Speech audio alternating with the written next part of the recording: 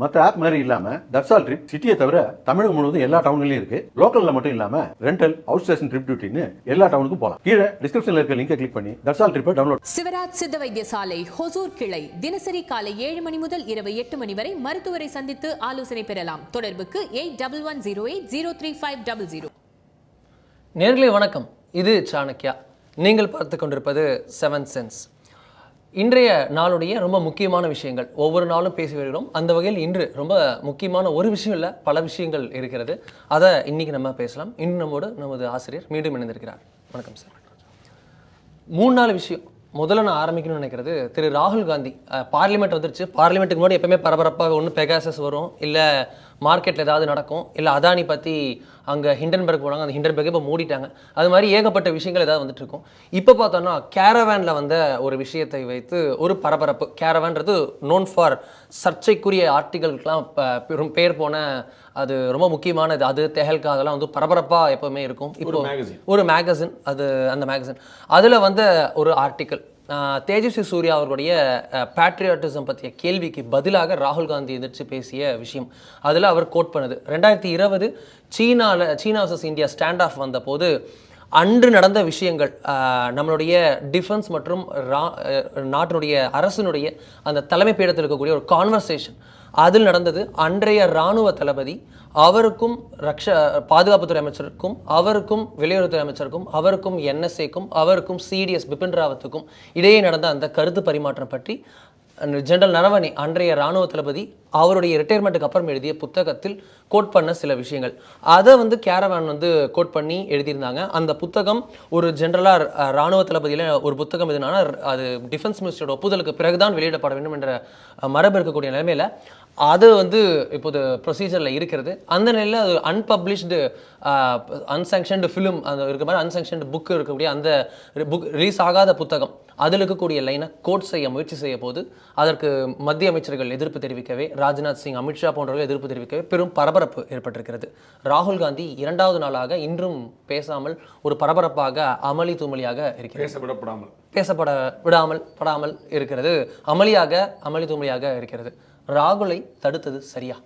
இதில் நிறைய ஆஸ்பெக்ட் இருக்குது. உங்கள் கேள்வி எவ்வளோ பெருசுங்கிறத பார்க்கணும். அது என்ன அவ்வளோ உள்ள வந்து things are there to discuss. 2-3 விஷயங்கள் பார்ப்போம். ஒன்று, நான் வேலை பார்க்கும்போது எல்லாத்துக்கும் ஆமாம் சாமின்னு மண்டையாட்டிட்டு வேலையிலேருந்து வெளியே வந்த பிறகு நான் வந்து தத்துவமாக பேசுவேன் அப்படிங்கிறது ஒரு ட்ரெண்டு. அது வந்து எல்லா கட்சியிலையுமே எல்லார்ட்டையுமே இருந்திருக்கு. நம்ம பார்க்குறோம். காங்கிரஸ் கட்சியில் பல தலைவர்கள் இருக்கிறாங்க. மன்மோகன் சிங்க்கு உதவியாளராக இருந்தவர்கள் இருக்கிறாரு. இந்த மாதிரி நிறைய சொல்லிக்கிட்டே போகலாம். எல்லாருமே வந்து அது ஒரு ரிட்டையர்மெண்ட் ஆன அப்புறம் புக் எழுதுங்கிறது ஒரு பெரிய விலை கொடுப்பாங்க. இந்த நிறுவனங்கள் வந்து பென் குயின் மாதிரியான நிறுவனங்கள் வந்து பெரிய விலை கொடுப்பாங்க. நேஷனல் புக் ட்ரஸ்ட் எல்லாருமே நிறைய கொடுப்பாங்க.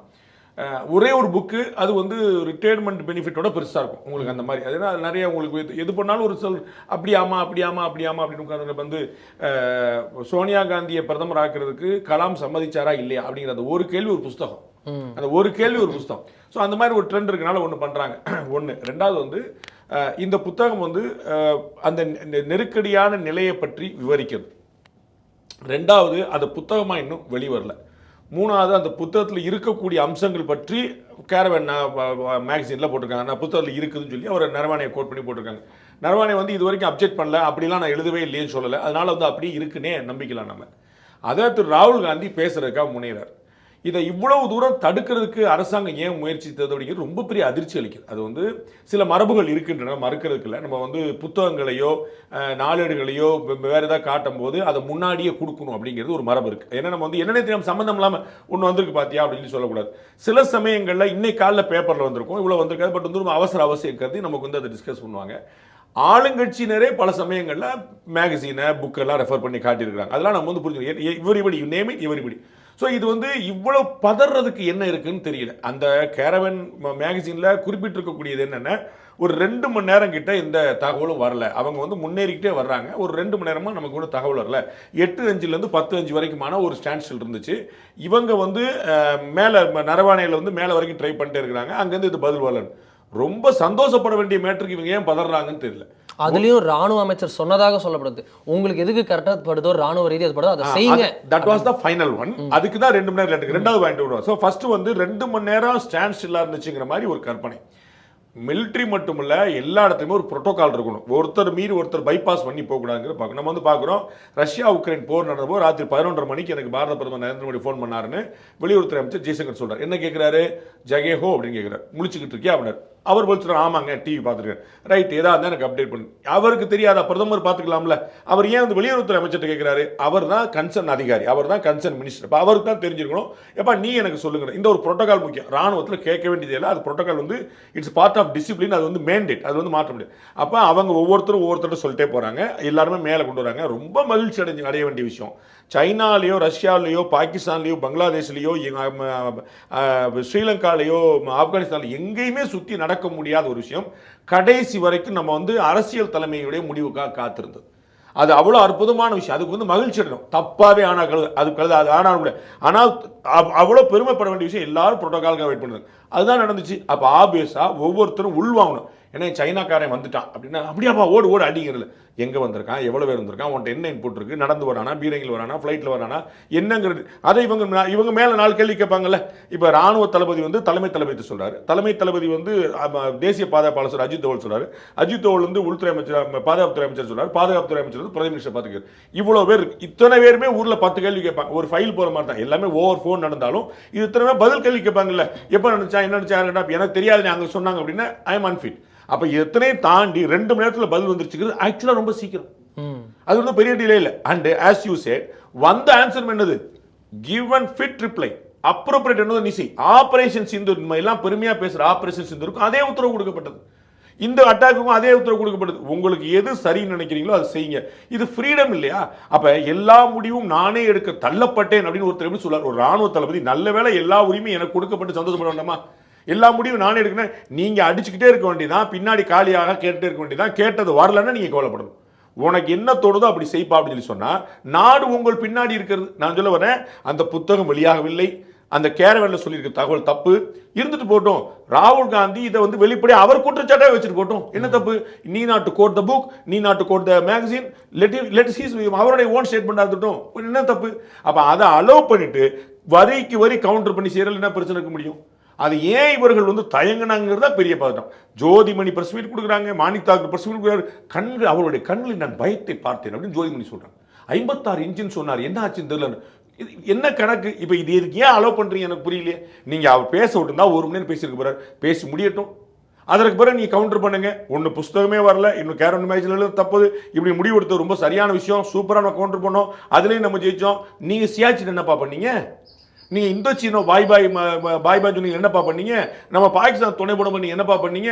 இது முதுகலை குத்துற போல நீ என்னப்பா பண்ணீங்க? அத்தனையும் கேட்கலாம்ல. தாஷ்கண்ட்ல என்னப்பா நடந்துச்சு? இது இவ்வளவு கேள்வி காங்கிரஸுக்கு எதிராக கேட்கறதுக்கு வாய்ப்பு இருக்கு. நல்ல சந்தர்ப்பம். இப்ப நீங்க உங்களை பத்தி ஒருத்தர் குற்றச்சாட்டு சொன்னா நீங்க பதில் குற்றச்சாட்டு வைக்க முடியும். சும்மா நாத்துக்கு ஏப்பா குற்றச்சாட்டு வைப்பீங்க? ராகுல் காந்தி பியூட்டிஃபுல்லா ஆரம்பிக்கிறார்.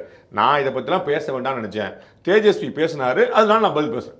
சரியான லாஜிக். அப்ப அதே மாதிரி நல்ல வேலைப்பா நீ பேசுன, வாப்பா சைனா கூட நீ என்னதான் பண்ணிருக்க நம்ம பேசுவோம். அப்படின்னு இன்னைக்கு இந்தியா வரைபடத்தை முழுசா நம்ம மேப்ல வச்சிருக்கிறோம். ஆனா ஒரிஜினலா பாதி அங்க கொடுத்தது யாரு? பாகிஸ்தான். நம்ம ஜெயிச்சு போய் நின்னோம் போர்ல, இருந்தபடி குடிஞ்சு இடத்த திருப்பி கொடுத்தது யார்? இவ்வளவு அபத்தத்தை பண்ணி இந்தியாவுடைய நிலப்பரப்பை, கச்சத்தி உட்பட இந்தியாவோட நிலப்பரப்பை முழுக்க கொடுத்த பங்களாதேஷுக்கு நம்ம பிரிச்சோம் நிலப்பரப்பு. எப்பங்க சுதந்திரத்துக்கு பிறகு 75 வாருக்கு பிறகு இன்னைக்கு வரைக்கும் BJP government, Narendra Modi government வரைக்கும் எல்லை பிரிக்கப்படலை. ஒரு வேகா குத்துமை பார்த்து எது பங்களாதேஷ் எது இந்தியானே தெரியாம இருந்துச்சு. நரேந்திர மோடி கவர்மெண்ட்ல எல்லையை தெளிவா வரையறுக்கிறாங்க. எப்பா இது பங்களாதேஷ் இது இந்தியான்னு பிரிக்கிறாங்க. இவ்வளவு குளறுபடியை நீ வச்சுக்கிட்டு லேண்டை கொடுக்குற பத்தி நீ பேசுறியான்னு கேட்கணும். ஆனா காங்கிரஸ் கட்சியை கேள்வி மேல கேள்வியை தொலைக்கிறதுக்கு 100 வாய்ப்பு இருக்கும்போது இந்த தயக்கம் மிகப்பெரிய அதிர்ச்சி அளிச்சு. அது தயக்கத்தினால சும்மா சுத்திட்டு இருந்த 4 பேருக்கு ஏன் இவ்வளவு யோசிக்கிறாங்கன்னு ஒரு கேள்வி வந்துருச்சு. தேவையில்லையா, ஈஸியா கவுண்டர் பண்ணிருக்கலாம். அவர் வந்து ரொம்ப அழகா பிடிச்சிட்டார். ஓஹோ இவங்க தயங்குறாங்க, அதை டிபேட் பண்ணக்கூடாது. அப்ப திரும்ப அழகாதுல நீங்களே எழுதி கொடுத்துறீங்களா என் ஸ்கிரிப்டா? ரிட்டாரிக்கா பியூட்டிஃபுல்லா ஸ்கோர் பண்றாரு. டெக்னிக்கலா ஃபெயிலியரா இருக்க வேண்டிய ஒருத்தர் ரிட்டாரிக்கா சக்சஸ் பண்றாரு. அதுக்கான காரணம் பாஜக அரசு அதை எடுத்துக்கொண்ட விதம். அழகா டீல் பண்ணிட்டு ஒன்றும் எப்படியும் வந்து பிரதமர் பதிலளிக்க போறார். பிரதமர் பதிலளிக்கிற மட்டும் இல்ல, இது காங்கிரஸ் கட்சியிலிருந்து விவாதத்தை ஆரம்பிக்கிறாங்க. ஜனாதிபதி உரைக்கு நன்றி தெரிவிக்கும் தீர்மானம் பிஜேபியில இருந்து பேச போறாங்கல்ல. அதுல அனுராக் தாக்கூர் உட்பட தேஜஸ்வி சூர்யா போல பல கெட்டிக்காரங்க இருக்கிறாங்க, சின்ன பிள்ளைங்க இன்னும் பெரிய ஆளுங்கெல்லாம் வர இருக்காங்க. அடிச்சு ஒவ்வொருத்தரும் ரவுண்டு அடிக்க வேண்டியதானே? அப்ப எது உண்மைங்கிற நிக்கும்ல. அப்ப இந்த விவாதம் வேண்டாம் அப்படின்னு சொல்லும்போது எல்லாருக்கும் வந்து என்ன பிரச்சனை, மடியில கணம் இருக்குதோ இல்லைன்னு சொல்றேன். நாம இங்க இந்தியாவில் தமிழ்நாட்டில் சென்னையில் உட்காந்து நம்ம பேசுறோம், அவர்களுக்கு தெரியாதா? அழகா பாயிண்ட் பை பாயிண்ட் அடிக்க வேண்டியதானே. அப்ப அதே நரவாணி வரைக்கும் தலைமை தளபதி வரைக்கும் வந்தார்ல, முப்படை தளபதிகள் வரைக்கும் வந்தார்ல, அப்ப ஏன் சொல்லல?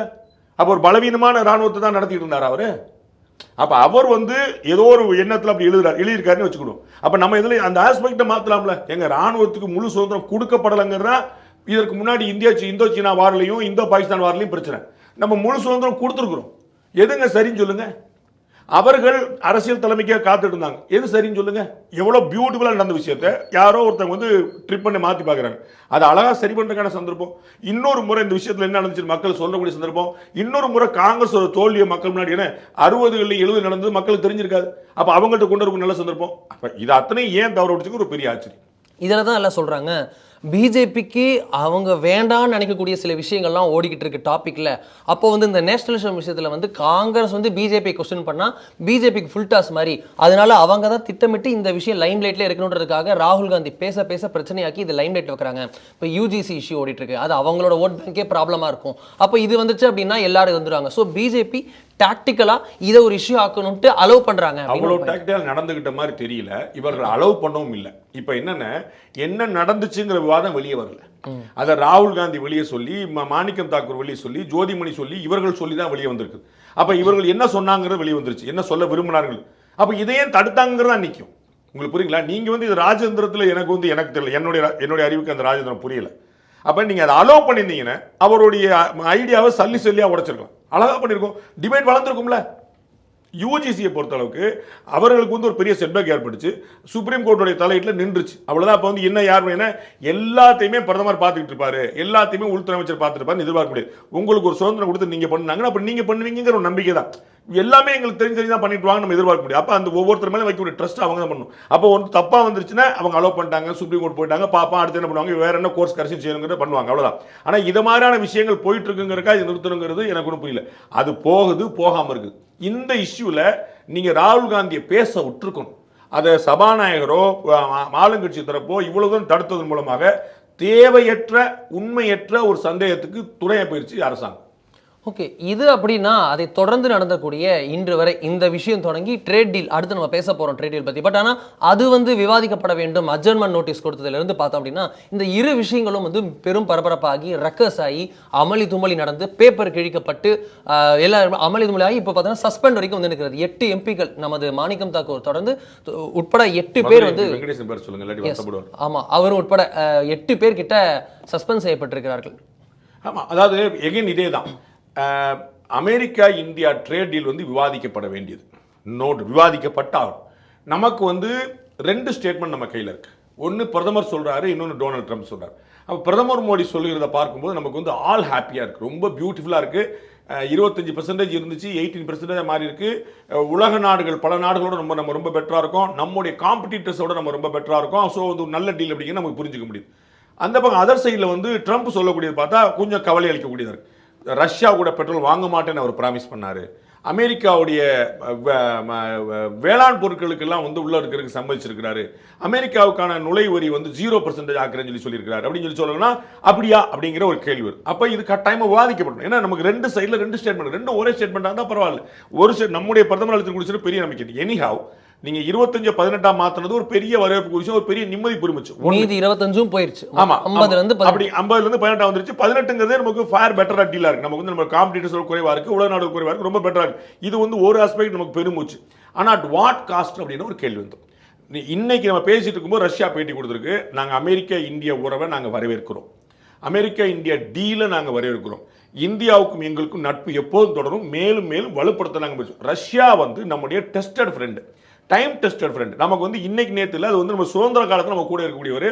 அவங்களுடைய நிலைப்பாடு பல சந்தர்ப்பங்கள் நமக்கு வேற சந்தர்ப்பம் மாறி இருந்தாலும் நம்ம கிட்ட அவங்க பகச்சுக்கிட்டதே கிடையாது. இன்னைக்கு வரைக்கும் சைனாக்கு துணை போவாங்க, பாகிஸ்தானோட டீல் போடுவாங்க, அமெரிக்காவோட டீல் போடுவாங்க, எல்லாமே போடுவாங்க. ஆனால் நமக்கு எதிரான ஒன்று பண்ண மாட்டாங்க. அவங்கள்ட்ட ஆப்கானிஸ்தான் பல சந்தர்ப்பத்தில் அப்படி இருந்திருக்கு, இஸ்ரேல் பல சந்தர்ப்பம் அப்படி இருக்கு. இது மாதிரி சில நாடுகள் வந்து they will do anything and everything, nothing against us.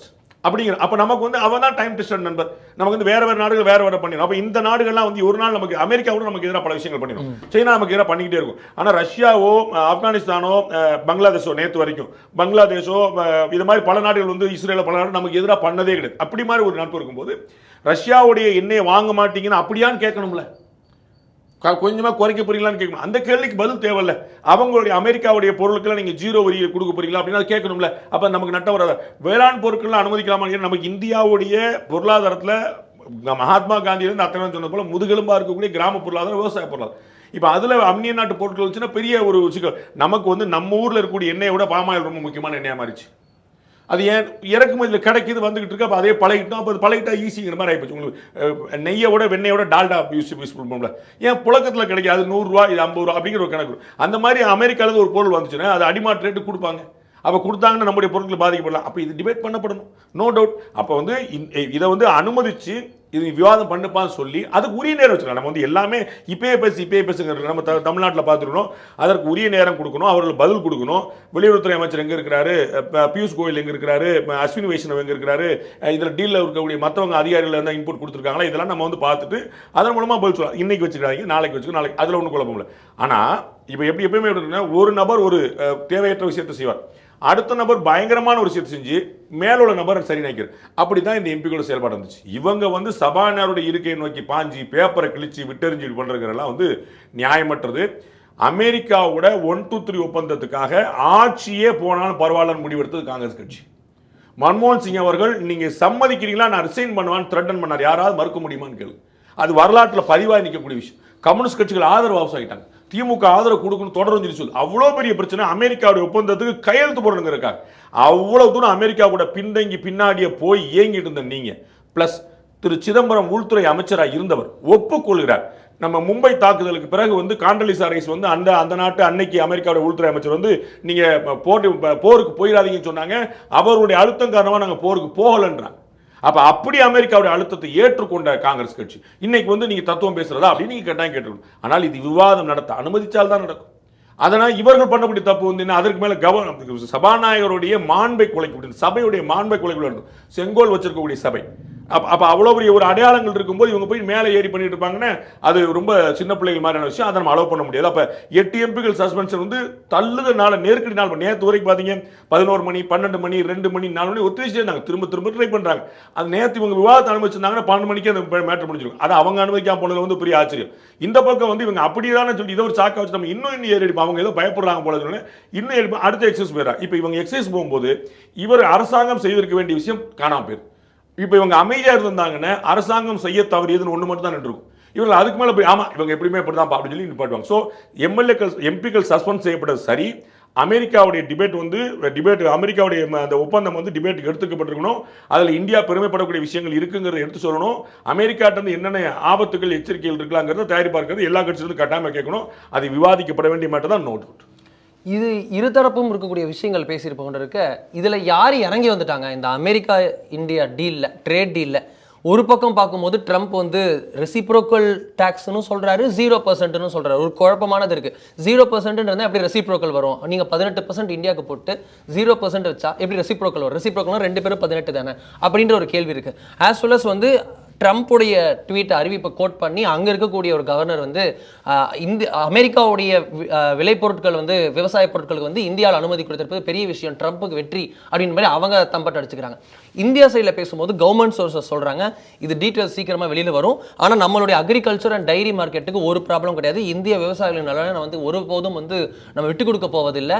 நமக்கு வேணுன்ற டிமாண்டுக்கு ஏற்ப தான் நம்ம வந்து கச்சா எண்ணெய் வாங்க போகிறோம். சாங்ஷன் செய்யப்படாத எல்லா நாடுகளிலிருந்தும் நம்ம வாங்குவோம் அப்படின்ற மாதிரி கிளாரிட்டி சில விஷயங்கள் கொடுத்துருக்காங்க. இதன் மூலமாக ரஷ்யா சாங்ஷன் செய்யப்படலை. அட் த சேம் டைம் நம்ம வெனின்சுலா போன்ற மார்க்கெட்லையும் எக்ஸ்ப்ளோர் பண்ண போகிறோம் அப்படின்றது மேலோட்டமாக தெரிஞ்சிருக்கு. ஒரே இடத்துல வாங்காம எல்லா இடத்தையும் வாங்க போகிறோம் தெரிஞ்சிருக்கு. ஸோ இருவேறு கருத்துக்கள் வந்திருக்கிறது. இரு பக்கமும் வந்து பார்த்தீங்களா, மோடி வந்து ட்ரம்ப் பேச்சை கேட்டு இதையும் ஆப்ரேஷன் சிந்தூர் நிப்பாட்டினாரு, இப்போ இதையும் வந்திருக்கு. ஸோ அவர் இறங்கி வந்துட்டாரு, பணிஞ்சு வந்துட்டாரு, குனிஞ்சு போயிட்டாரு அப்படின்ற மாதிரி சொல்றாங்க.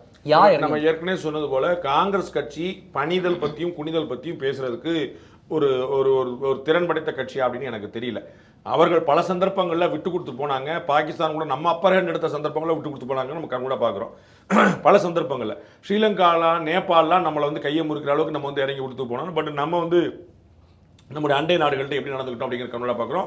அவங்க திரும்பி நம்ம வழிக்கு வர முடியாது தான் வர முடியாது நம்ம பார்த்துக்கிட்டோம் நம்ம. ஸோ வந்து டிப்ளமசியில் வந்து என்டிஏ கவர்மெண்ட் பிஜேபி கவர்மெண்ட் வந்து என்றைக்குமே குறை போனதில்லைங்கிற நம்ம பார்க்குறோம். ஆனால் இந்த டீலில் நடந்திருக்கிறது என்னென்ன, நம்ம பேசிட்டு இருக்கிற ஒரு 24 hours முன்னாடி ஒரு ஃபோன் கால்.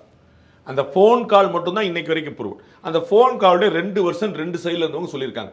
இதுக்கப்புறம் எப்படி யூரோப்பிய யூனியன் கூட நமக்கு வந்து பல மாதங்களாக பேசி பேசி பேசி பேசி பேசி பேசி இந்த குடியரசு தின அணிவகுப்பு வரைக்கும் அவங்க வந்து அதுக்கப்புறம் ஒரு டீல் போட்டு தான் ஒரு சைன் ஆயிருக்கு. அதுதான் வந்து ஒரு டீலாக சைன் ஆயிருக்கு. அதில் நமக்கு டீட்டெயில் இருக்கு. இப்போ வந்து அமெரிக்கா கூட ஒப்பந்தத்தில் சில முடிவுகள் 2 அரசு தலைமைகளால் ஏற்கப்பட்டிருக்கின்றன. நீங்க ரிட்டர்ன்ல நாளைக்கு எழுதும் போது தான் 150 விஷயங்கள் வரும். அது வந்து 0 ஆக்கணும் அப்படிங்கிறது 50 வருஷத்துல அப்படின்னு இருக்கலாம். அது 50 வருஷம் கழிச்சு பார்த்துக்கலாம்ப்பான்னு ஒத்துக்கலாம். 0 ஆக்கணும் நாளை கழிச்சு காலில் இருந்து அப்படின்னா நம்ம வந்து வேற டிஸ்கஸ் பண்ணுவோம். ஸோ வந்து இது அந்த டீல்ல என்ன வருதுங்கிற நாளைக்கு தான் பார்க்கணும். இன்னைக்கு வரைக்கும் எந்த டீலும் ஆகல. இப்போதைக்கு நம்ம என்ன முடிவு இருக்காங்க, நமக்கு வந்து இந்தியாவுக்கான டாக்ஸை குறைக்கிறது, அமெரிக்காவுடைய பொருட்களை வாங்குறது. அப்போ என்ன ஏது என்னங்கிற உள்ள இருக்கக்கூடிய இந்த எம்ஓஇ சொல்லக்கூடிய அந்த மெமரண்டம் ஆஃப் அண்டர்ஸ்டாண்டிங் வரும்போது தான் நமக்கு தெரியும். அப்பதான் யார் இறங்கி வந்திருக்காங்க, யார் போய் வந்திருக்காங்க. வெனிசுலா இல்லை, இன்னும் யாருனாலும் நம்ம வாங்கலாம். நமக்கு அதில் வந்து நமக்கு வந்து என்ன, இந்தியாவில் பொருளாதார எழுச்சி வீழ்ச்சிக்கு துணை நிற்கக்கூடிய இந்த பெட்ரோலிய பொருட்களுடைய நிர்ணய கட்டணம் அந்த விலை வந்து மாறக்கூடாது, நமக்கு ஸ்டேபிளா இருக்கும். நம்ம பார்த்துருக்கோம் ஆண்டு கணக்காக நம்முடைய விலை ஏறாமல் பார்த்துருக்கோம். அப்போ வந்து பெட்ரோலிய நிறுவனங்களுக்கு கணக்கு லாபமும் கிடைச்சிட்டு இருக்கு. நம்ம மக்களுக்கு வந்து டெய்லி ஏறுது இறங்குங்கிற நிலைமை இல்லை. திரு சிதம்பரம் அவர்களுடைய நிதியமைச்சராக இருக்கும்போது எடுத்த முடியும்னால டெய்லி காலைல பெட்ரோல் விலை மாறிடுச்சு, தங்க விலை மாறி. அதை இன்னைக்கு ஸ்டேபிளாக கொண்டு வந்திருக்கோம். ஏன்னா அதோட ஸ்டெபிலிட்டி வந்து பொருளாதாரத்துக்கு தேவைப்படுது. அதற்கு முன்னாடி அப்படிதான் இருந்துச்சு. அந்த கார்பஸ் வண்டை தூக்கி இவங்க வந்து லாபம் காட்டுறக்கா பட்ஜெட் தூக்கி போட்டு அந்த கார்பஸ் வண்டையை காலி பண்ணி விட்டு பெட்ரோலிய நிறுவனங்கள் டெய்லி நினைச்சுக்கலாம். இன்னைக்கும் பெட்ரோல் நிறுவனங்கள் டெய்லி நினைச்சுக்கலாம். அந்த இது முடிவு இன்னும் மாறல. ஆனால் இடையில வந்து அந்த பஃபரை போட்டு வச்சு நம்ம வந்து ஸ்டேபிளாக வச்சிருக்கனால உலக சந்தையுடைய ஏற்ற இறக்கங்கள் இந்திய மார்க்கெட்டை பாதிக்காம நம்ம பார்த்துட்டு இருக்கோம். அப்போ இவ்வளவு பிரில்லியண்டா முடிவெடுத்து நமக்கு ரஷ்யால இருந்து வாங்கி உலக நாடுகளில் பெட்ரோல் டீசலுக்கான தட்டுப்பாடு இருக்கும்போது நமக்கு தட்டுப்பாட்டே கிடையாது, அதே விலையில வாங்கிட்டு இருக்கோங்கிற பார்க்கும்போது இது வந்து ஒரு பிரில்லியண்டான மூவ்ங்கிற புரிஞ்சுக்கணும். அந்த மாதிரி அமெரிக்காட்ட வந்து இன்னைக்கு எல்லாருமே பார்த்துருக்காங்க. நீங்க பார்த்துக்கோங்க பொலிட்டிகோ அப்படின்னு சொல்லிட்டு யூஎஸ்ல ஒரு பத்திரிகை, அது வந்து என்ன மாதிரி டீல் பண்ணிட்டாங்க பார்த்தீங்கன்னா, ட்ரம்ப் வந்து மோடியை சொல்லியிருக்கிறாரு டஃப் நெகோசியேட்டர்னு. மோடி வந்து ட்ரம்ப்பை பார்த்துருக்காரு டஃப். மோடிட்டு தான் அவர் எடுத்தாருங்க நம்ம கண்கூடா பார்க்குறோம். மோடி 2014 இந்தியா ஃபர்ஸ்ட் அப்படிங்கிற ஒரு சித்தாந்தத்தை பாரதத்துக்கு முன்னுரிமை, அதை தவிர வேற எதுவுமே கணக்கிட சொல்லும் போது இது நல்ல ஐடியாவா இருக்குன்னு சொல்லிட்டு அப்படியே காப்பி அடிச்சு அமெரிக்கா ஃபர்ஸ்ட், அப்புறம் திருப்பி 2வது மெகா அப்படின்னு போட்டு முழுக்க முழுக்க நம்முடைய ஐடியாவை தான் அவர் எடுக்கிறார். அப்ப 2 டஃப் நெகோசியேட்டருக்கு போகும்போது இது வந்து ஒரு பெரிய சேலஞ்ச் தான். அந்த இடத்துல நம்முடைய நோக்கம் நிறைவேறிச்சு, அதுல பெரிய ஆனந்தம். அட் வாட் காஸ்ட்ங்கிறது ஹேஸ் டு பி டிபேட்டட். அப்ப உள்ள இந்த எம்ஓயு என்னென்ன வந்துருச்சுன்னா அப்புறம் நம்ம கட்டாயம் பேசலாம். அதற்கு முன்னாடி இப்படி ஒரு அவேர்னஸ் எந்திரிக்கிறதும் அதுக்கு முன்னாடி இப்படி ஒரு காஷன் பண்றதும் நல்லது. அப்ப நம்ம வந்து நம்ம எங்கேயும் விட்டு கொடுக்காம போனோம், பார்த்துக்கலாம் சொல்லி போகாம நம்ம இறங்கி போவோம். இதற்கு முன்னாடி காங்கிரஸ் அரசு நம்முடைய இந்திய நலன்களை பல முறை விட்டு கொடுத்துருக்கு. நோ டவுட் பெரிய பட்டியலே போடலாம் வித் எனி கண்ட்ரி. நம்ம வந்து இஸ்ரேல் பாலஸ்தீன பிரச்சனை உட்பட நம்ம 2 நாடு நிலைப்பாடை ஏற்றாலும் இஸ்ரேலுக்கு எதிராக இருந்திருக்கோம். இப்போ நம்ம இஸ்ரேலுக்கு எதிராக இல்லை, பாலஸ்தீன் நட்பா இருக்கும். இப்படி ஒரு ஸ்டாண்டு பியூட்டிஃபுல்லா எடுக்க முடியும். 2 பேருமே நட்பு நாடுகள் இடத்துல நம்ம இருந்திருக்கோம். இந்த மாதிரி டிப்ளமசியில் நம்ம பியூட்டிஃபுல்லா பண்ணிருக்கோம். அப்போ வந்து அமெரிக்காவோட நம்ம வந்து பியூட்டிஃபுல்லான ஒரு ரிலேஷன்ஷிப் வச்சிருக்கிறோம். அவர் அமெரிக்காவுக்கு அதிபர் வந்து எவ்வளவோ நம்மளை கண்ணில் வர விட்டு ஆட்டின போது நம்ம அசராம இருந்திருக்கோம், பின்தங்காம இருந்திருக்கோம். அட் லாஸ்ட் நம்முடைய வெற்றி கிடைச்சிருக்கு. அட் வாட் காஸ்ட்ங்கிறத நம்ம எம்ஓஇ வரும்போது பார்ப்போம். இறங்கி வந்து இந்த பிசினஸை பொறுத்தவரைக்கும் ஒரு பாடங்க. கிரிக்கெட்லையோ அரசியலையோ ஒருத்தர் வெற்றி அடைவார், ஒருத்தர் தோல்வி அடைவார். பிசினஸ்ல மட்டும்தான் எனக்கு ஒரு பொருள் தேவைப்படுது, நீங்க அதை விற்க விரும்புறீங்க, உங்களுக்கு 50 ரூபா எனக்கு 55 ரூபா, அப்ப 5 ரூபா ப்ராஃபிட் எனக்கு, உங்களுக்கு பொருள் தேவை கிடைச்சிச்சு. அப்ப இந்த 2 பேருக்குமே ஒரு மகிழ்ச்சி கிடையாது. அப்ப நம்ம வந்து பிசினஸ்ல இவன் ஏமாத்துறான், இவன்ட்ட இருந்த பொருளை வித்துட்டான், அப்ப நட்டம் அப்படி கிடையாது. அவன் இருந்த காசை கொடுத்துட்டான், அப்படி அவன்கிட்ட காசு இருக்கு கொடுக்குறான், இவன்ட்ட பொருள் இருக்கு கொடுக்குறான். ஸோ 2 பேருக்குமே வின்கான பாலிசி இருக்கு. அது எம்ஓஇ வரும்போது நம்ம டீட்டெயிலாக தெரிஞ்சு. Peri engineering, arts and science, pharmacy, nursing மற்றும் பிசியோதெரபி கல்லூரிகள் சென்னை இந்தியாவில் சிறந்த உள்கட்டமைப்பு கொண்ட கல்லூரிகளில் ஒன்று. 100% வேலை வாய்ப்பினை உறுதி செய்யும் சாதனை. ஆயிரக்கணக்கான பிற கல்லூரி மாணவர்களுக்கும் வேலை தந்த பெருமை. பெரி, எங்கள் கண்களில் உங்கள் கனவுகள். இப்படி 2-3 விஷயம், சர்வதேசம் பேசியாச்சு, தேசம் பேசியாச்சு, சர்வத்தையும் பேசிடலாம் அப்படின்ற மாதிரி இருக்கும்போது தான் இன்றைய மாநில அளவில் இருக்கக்கூடிய தலைப்புச் செய்தி. பொறுப்பாளராக தொகுதி பொறுப்பாளராக பாஜகவில் ஒரு 72 பேரை வந்து 234 தொகுதிக்கு போட்டிருந்தாங்க. எத்தனை பேருங்க? ஒரு 72 பேர் 73 பேர் கிட்ட போட்டிருந்தாங்க. அதுல வந்து திரு அண்ணாமலை அவர்களுக்கு ஹையஸ்டா 6 தொகுதி கிட்ட கொடுத்திருந்தாங்க. அதுக்கு அரவிந்த் மேனனுக்கும் அவருக்கு மட்டுமே ஹையஸ்ட் இல்ல, அவர் உட்பட நிறைய பேர் கொடுத்திருந்தாங்க. அவர் பார்த்தோன்னா அரவிந்த் மேனன், அப்புறம் இவங்க சுதாகர் ரெட்டி, எல்முருகன் வந்து எல்லாருக்கும் கொடுத்திருக்காங்க. பிஜேபியில் டாப் ராஸ் எல்லாருக்குமே பொறுப்பாளர்களாக கொடுக்கப்பட்டிருந்தாங்க. திரு அண்ணாமலைக்கு பார்த்தோம்னா விருகம்பாக்கம்ல இருந்து சிங்காநல்லூர்ல இருந்து ஒரு 6 தொகுதிகள், பத்மநாபபுரம் வரைக்கும் ஒரு 6 தொகுதிகள் பறந்துபட்டு கொடுக்கப்பட்டிருந்தது. இந்நிலையில் தனது தந்தையின் உடல்நலத்தை காரணம் காட்டி இன்னைக்கு பெரிய பிரஸ் மீட் கொடுத்திருந்தார். ஏகப்பட்ட விஷயங்களை டச் பண்ணாரு. விஜய் அவர்களுக்கு இன்ஜினியர் இல்லைன்னு சொன்னதுலேருந்து, திமுக அரசுக்கு பதிலடி கொடுத்ததுலேருந்து, பட்ஜெட்டின் பலன்களை சொன்னதுலேருந்து, முதல்வர் வேட்பாளர் இபிஎஸ் தான் சொன்னதுலேருந்து ஏகப்பட்ட விஷயங்கள் சொன்னார். ஆனால் அவர் சொன்னதிலே முக்கியமான விஷயமாக ஹைலைட் ஆகியிருப்பது, ஹைலைட் ஆக்கப்படுவது அப்படின்னு பார்த்தோம் அப்படின்னா, தொகுதி பொறுப்பாளர், அந்த தொகுதி சுற்றுப்பயண பொறுப்பாளர் பதவியிலிருந்து விலகுவதாக அண்ணாமலை கடிதம் எழுதியிருக்காருன்ற விஷயம். விலகினார் அண்ணாமலைன்னு வரைக்கும் வந்து நிற்கிறது. இதுதான் இந்த நெரேட்டிவ் அப்படிங்கிறது. அதாவது தொடர்ந்து ஏடிஎம்கே பிஜேபி அலையன்ஸ் பற்றி பேசுறதுக்கு எதுவுமே இல்லை, ஆல் பாசிட்டிவாக வந்துட்டே இருக்கு. இன்னைக்கு திரு டிடி வித்யானந்தன் போய் செய்தியாளர் சந்திப்பு கொடுக்குறாரு. அண்ணா நேரிடம் போயிட்டு வந்து, நீங்கள்லாம் எதிர்பார்க்காத அளவுக்கு நாங்கள்லாம் ஒற்றுமை ஆகிட்டோம், அண்ணன் ஓபிஎஸ் அவர்களும் உள்ள வருவார், நீங்கள் பார்த்துட்டு, ஆனால் நெறியாளர்கள்லாம் நீங்கள் எப்படி பேசுறீங்க நான் பார்த்துட்டே இருக்கேன், ஊடகங்கள்லாம் நீங்கள் எவ்வளோ கண்ணில் உங்களுக்கு ஈயாடலை, நாங்கள் டெல்லி போயிட்டு வந்தால் எவ்வளோ கூன்னு கூவுனீங்க, கனிமொழி டெல்லி போயிட்டு வந்தாங்க யாரும் பேசவே மாட்டேன்றீங்க, நாங்கள்லாம் சேர்ந்துட்டோம் உங்களுக்கு முகத்தில் ஈயாடலைன்னு அவர் வந்து நேரடியாக போட்டு ஊடகங்களை தாக்குறார். திருமதி சசிகலா அவர்கள் என்ன ரோல் பிளே பண்றாங்கன்னு தெரியவே இல்லை. அவங்க ரொம்ப தெளிவாக திமுக ஆட்சியை ஓரம் கட்டுவதற்கு என்னென்ன வேணுமோ நாங்கள் அத்தனை செய்வோம், எங்களுக்கு அதில் ஒன்றும் குழப்பமே இல்லைட்டாங்க. அப்போ இவர்கள் அத்தனை பேருமே ஒரே குரல் இருக்கிறார்கள். செய்தி இல்லையே, செய்தி கூட திமுக பக்கம் மாறிடுமோ, காங்கிரஸ் கட்சி 60 நாள் ஆட்சி இன்னும் பேச்சுவார்த்தைக்கு யாரும் ரெடி பண்ணவே இல்லையே, முதலமைச்சர் இனிமேல் தான் பேச்சுவார்த்தை குழுவே அமைப்புன்னு சொல்லியிருக்கிறாரு. அவங்க வந்து ஆட்சியில் பங்குல வந்து உடும்புப்படியா இருக்கிறாங்களே, தளபதி மாணிக்க தாக்கூர்லாம் நேரடி சண்டையாகி போச்சு. அதை பற்றி எதுவுமே பேச வேண்டாம். ஏதாவது இந்த பக்கம் கிடைக்காதாங்க போது ஒரு தீனி கிடைச்சது போல டப்புக்குன்னு ஒரே குஷியில் வந்துட்டாங்க. அவர் நீங்க சரியா கொடுக்கல, அவர் 234 தொகுதிகளுக்கும் பொறுப்பாளராக ஆக்கப்படலை. 6 தொகுதி மட்டும் தான் ஆக்கப்பட்டிருக்காரு. இவருக்கு மேலையும் இவருக்கு கீழே புரோட்டோகாலில் இருக்கக்கூடிய 72 பேர் வந்து மொத்தம் போட்டிருக்காங்க. ஸோ கீழே 72 கேண்டிடேட் அவங்கள்ட்ட கிடையாது, நமக்கு தெரியும். ஆனால் வேற வேற பொறுப்பில் இருக்க நிர்வாகிகள் எல்லாமே கொடுத்துருக்காங்க. அப்போ எல்லாருக்குமே அப்போ 234 தொகுதியில் ஏடிஎம்கே பிஜேபி போட்டியிட போகிறது கிடையாது. அப்போ 234 தொகுதியில் போட 25லேருந்து 30 தொகுதியில் போட்டியிட போட ஒரு பிஜேபி எதுக்கு 234 தொகுதியில் வந்து ஆட்கள் நிப்பாட்டணும்? நம்ம திரு அண்ணாமலை கொடுக்கப்பட்டிருக்கக்கூடிய 6 தொகுதியுமே அவருக்கு பிஜேபி போட்டியிட போகிற தொகுதி இல்லை, அவர் போட்டியிட போகிற தொகுதியும் இல்லை. அப்போ வந்து பிஜேபி இந்த என்டிஏ கூட்டணியுடைய வெற்றிக்கு பங்களிக்கிறது. அதற்கு அரவிந்த் மேனன்லேருந்து, சுதாகர் ரெட்டிலேருந்து, அண்ணாமலையிலேருந்து, நயினார்லேருந்து ஒருத்தர் பாக்கி இல்லாமல் எல்லாருக்கும் நாங்கள் பொறுப்பு கொடுத்துருக்கோம். எல்முருகன் மத்திய அமைச்சர் வந்து டாக்டர் தமிழிசைலேருந்து எல்லாருக்குமே பொறுப்பு கொடுத்துருவோம் சொல்லிட்டாங்க. அப்போ இது வந்து எல்லாருடைய பங்களிப்பு, how serious we are about this election அப்படிங்கிறத காட்டுறக்காக கொடுக்கப்பட்ட விஷயம். அப்போ இதில் வந்து ஒரே ஒருத்தருக்கு பதவி கொடுக்க மாட்ட மாதிரியும், அவர் தான் 234 தொகுதிக்கும் பொறுப்புங்கிற மாதிரியும், அவர் விலகிட்டார் அப்படிங்கிற மாதிரியும், தலைமைக்கு அவருக்கு ஒரு ஊடகத்தில் பார்த்தேன் 6 தொகுதி தான் கொடுத்துருக்காங்கன்னு வருத்தப்பட்டு போயிட்டார். எல்லாருக்குமே அவ்வளோதான் கொடுத்துருக்காங்க. ஒரே ஒருத்தர் மட்டும் 7 8 கொடுத்துருக்காங்க மேலே இருக்கிறவங்களுக்கு. மற்ற எல்லாருக்குமே அதான் கொடுத்து, அதோட கம்மியாக தான் கொடுத்துருக்காங்க. 2 தொகுதி 3 தொகுதிலாம் கொடுத்தவங்க இருக்காங்கன்னா 234 தொகுதி நீங்கள் 6 எப்படி பிரிக்க முடியும்? நீங்கள் அப்போ கணக்கு பார்த்தீங்கன்னா எல்லாருக்கும் வராது. அப்போ எல்லாருக்கும் ஒவ்வொரு தொகுதிக்கும் ஒருத்தர் திரு அண்ணாமலையுடைய கெப்பாசிட்டி 6, உங்களுக்கு புரியுங்களா? அவரால் 6 ஈஸியாக பார்த்துட முடியும். அவரால் அப்போ கீழே இருக்க 2 3 கொடுத்துருக்காங்க. அப்போ இது ஒரு காம்ப்ளிமெண்ட்டாக அவருக்கு கொடுக்கப்பட்ட விஷயத்தை இவங்க கம்ப்ளைண்ட் மாதிரி கொண்டு போகிறாங்க. 6 தான் கொடுத்துருக்காங்க, வருத்தப்பட்டார் வேண்டும். இவர் விலையிருக்க வேண்டியது இல்லை, இது என்னுடைய தனிப்பட்ட கருத்து. அப்பாவுக்கு உடம்பு முடியல, ரொம்ப முக்கியமாக கவனிக்க வேண்டியது, அது பார்க்க வேண்டியது. ஆனால் நம்ம பார்க்குறோம் இந்த மாதிரி கட்சி பணி, அரசியல் பணிகளில் சொந்த சிக்கல்கள் நிறைய இருந்தும் இன்னைக்கு பார்த்துங்க, நான் உங்களுக்கு தகவல்காக சொன்னேன், திரு ஹெச் ராஜாட்ட இன்னைக்கு பொறுப்பு கொடுத்து வச்சுங்க, அவர் செய்கிறேன் எங்க இருக்கிறாருங்க?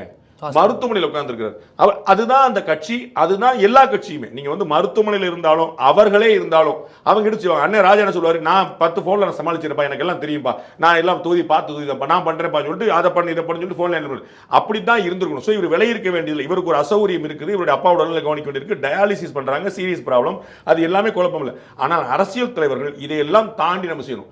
திரு அண்ணாமலை அவர்கள் முன்னுதாரணமாக வைத்திருக்கக்கூடிய பாரத பிரதமர் நரேந்திர மோடி என்ன செஞ்சார்? அவருடைய அம்மாவுடைய மறைவு அன்னைக்கு அரசு நிகழ்ச்சியில் கலந்துக்கிட்டு மம்தா பானர்ஜியோட சேர்ந்து வந்து கொடி தூக்கி வச்சார். இதுதான் பொது வாழ்க்கை. பொது வாழ்க்கையில நீங்க வந்து சில தியாகங்களை நீங்க கட்டாயம் செய்ய வேண்டியிருக்கும், அதில் மறுபடியும் இதுதான் உண்மை.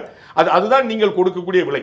அப்பாவுடைய உடம்பு முடியலங்கிறது ரொம்ப கவலைக்குரிய விஷயம். அது வந்து டயாலிசிஸ் பண்றாங்கிறது சாதாரண பிரச்சனை, காய்ச்சலுங்க ஜலதோஷங்கிற பிரச்சனை கிடையாது. ஆனால் அண்ணாமலை போன்ற மல்டி டாஸ்கிங் கெப்பாசிட்டி லீடர்ஸ்க்கு இது வந்து ஒரு பெரிய பிரச்சனை. They can handle. 6 தொகுதிக்கும் 6 நாள் போக வேண்டியது இல்லை. இப்போ வந்து அஸ்வினி வைஷ்ணவ் வந்து சார் பியூஷ் கோயல் வந்து அகில இந்திய மேலிட பார்வையாளர் வந்திருந்தாரு. அவர் ஒரு அமைச்சரா இருக்கிறாரு, அவர் ஒரு பார்ட்டி லீடரா இருக்கிறாரு. ட்ரேட் டீலே அவர்தான். ட்ரேட் டீல் அவர் பண்றாரு. இங்க வந்து 2 நாள் வேற டீல், அதே மாதிரி ட்ரேட் டீல் முடிச்சு போனார்ல.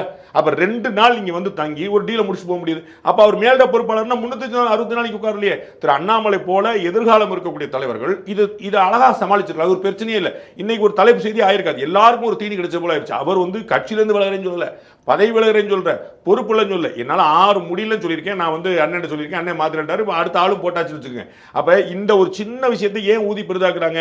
அப்ப ஊதி பெரிதாக்குவார்கள் என்று திரு அண்ணாமலைக்கு தெரியும். அதுல வந்து குழப்பம் இல்லை. அப்ப அது அழகா ஒரு டீல் பண்ணிருக்க முடியும். இது வந்து அவரால் பண்ணிருக்க முடியும். ஏன்னா அவர் வந்து ஐ நோ வெரி வெல், அவரால் மல்டி டாஸ்கிங் பண்ண முடியும். அவர் வந்து இது ஒரு கட்சியும் பார்க்க முடியும், ஆட்சியும் பார்க்க முடியும், வேற பொறுப்புலையும் எடுக்க முடியும். அதனால ஒரு பெரிய ப்ராப்ளமே இல்லை. நாளைக்கு அவர் சட்டமன்ற தேர்தலில் நிக்க போறாரு, நின்றுட்டு தமிழ்நாடு முழுக்க பிரச்சாரம் பண்ண சொல்லுவாங்க. அப்ப நான் ஏன் தொகுதிக்கு பிரச்சாரம் பண்ணுவோமா சொல்லுவாரு? அவர் வந்து ஒரு ஸ்டார் கேண்டிடேட். அண்ணாமலைங்கிற பேருக்கு ஒரு வேல்யூ இருக்குது. அப்ப வந்து 4 இடத்துக்கு போகத்தான் வேண்டியிருக்கும். அதே மாதிரி இப்ப 6 தொகுதி கொடுத்திருந்தாங்க. 6 தொகுதியில் போய் நின்றுட்டா இருக்க போறாரு அவர். 6 தொகுதியில் 6 நாள் உட்கார்ந்து இருக்கணுமா? இல்ல, அவரால் ஹேண்டில் பண்ண முடியும். அங்க இருக்கக்கூடியவர்கள் சந்தோஷப்படுவாங்க.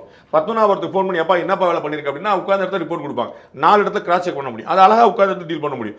இன்னைக்கு வந்து பட்ஜெட் பத்தி அவ்வளவு விரிவான விஷயம் சொன்னார். எவ்வளவு படிச்சிருந்தா சொல்வார், எவ்வளவு டீட்டெயிலா இருந்தா சொல்வார், எல்லா கேள்வியும் பதில் சொல்லியிருக்காரு. மொத்த பட்ஜெட்டையும் முழுசா படிச்சிருந்தா தான் சொல்ல முடியும். அவ்வளவு தரவோடு சொல்றாரு. அப்ப he is capable of lot more things.